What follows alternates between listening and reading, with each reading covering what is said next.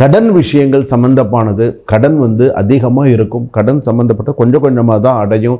எடுத்த உடனே எனக்கு அடைஞ்சிருமானா கொஞ்சம் கொஞ்சமாக தான் அடையும். வருமானத்திற்கேற்ப சொற்பமாக கடனை அடைச்சிருவீங்க. அதற்கான பாக்கியமும் உண்டு, கண்டிப்பாக செய்வீங்க. ஸோ கவலைப்பட வேண்டாம்.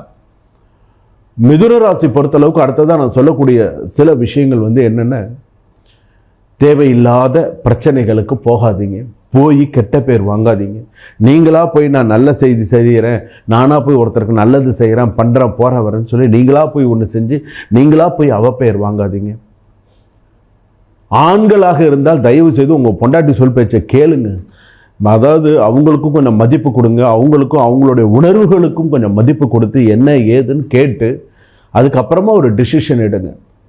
சில ஆண்கள் பண்ணுறது என்னென்ன, ஒரு சில தவறுகள் என்னென்ன, எல்லாம் எனக்கு தெரியும், நான் பார்த்துக்குறோம், வேலையை பார்த்து நீ போ அப்படின்னு சொல்கிறது. ஒரே வார்த்தை, எல்லாம் எனக்கு தெரியும், எல்லாம் எனக்கு தெரியும்னு சொல்லி கடைசியில் நீங்கள் எங்கே நிற்கிறீங்க, அதை சக்ஸஸ்ஃபுல் பண்ணிட்டா ரைட்டு, அந்த இடத்துல நீங்கள் பேரோட பற்றியா நான் பண்ணி காமிச்சிட்டேன்னு சொல்லலாம். ஆனால் அந்த இடத்துல நீங்கள் சக்ஸஸ்ஃபுல்லாக பண்ணி காட்டலையே.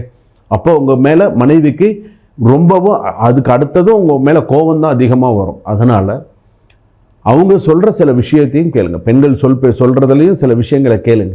அதில் அவங்க என்ன ஆலோசனை சொல்கிறாங்க, என்ன சொல்கிறாங்க, செய்யலாமா வேண்டாமா,